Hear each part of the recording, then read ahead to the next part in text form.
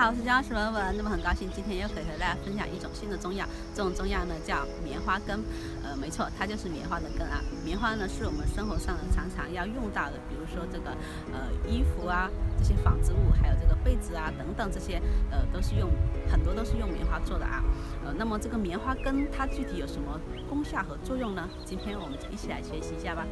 眼前这个植物呢，就是棉花根的原植物之一。因为呢，这个棉花根它的来源有很多，包括这个锦葵科的这个草棉、陆地棉，还有这个海岛棉和树棉。今天我们所要讲的这个呢，就是陆地棉。这个陆地棉呢，又被称为大陆棉和高地棉。它的这个嫩茎呢和叶柄上呢，是会有这种稀疏的一些长毛。这种长毛呢不怎么扎人，它的叶片呢是这种扩卵型的，然后呢它的叶子的基部呢是这种心形的，它呢经常会形成这种三浅裂，或者是呢这种无浅裂，经常是这种三浅裂的居多啊，这种无浅裂的话会比较少。然后叶子的表面呢是上表面是基本上是没有毛的，下表面呢会有一些稀疏的毛。这个是它的硕果，它的硕果呢是这种卵圆形的，一般呢它的顶部呢会比较尖，类似于那种鸟的嘴巴啊这种感觉。然后它的种式呢一般是3到4个，像这个种的话就有4个，1、2、3、4个。这个呢是它的这个白色的长棉毛。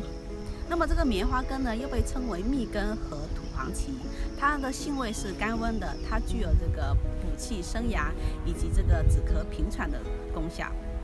棉花根它可用于中气下陷或者是脾虚气弱所致的一些子宫下垂啊等等这些症状。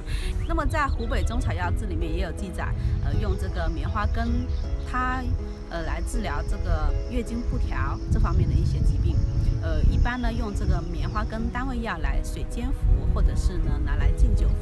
那么它呢也是具有一定的疗效的。在上海常用中草药里面也有记载，用这个棉花根配伍葵花头、汉菜各30克，水煎服。那么它呢可用于治疗体虚、咳嗽、气喘等等这些症状。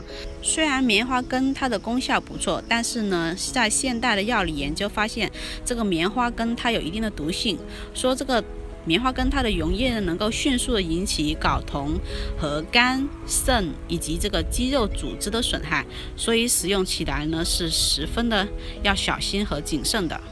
那么以上就是关于这个棉花根一些简单的讲解，有喜欢视频的朋友千万不要忘了给我点赞和关注哦。我们每期视频都会更新不同的植物，可以认识其他功效，还有那我们下期视频再见了，拜拜。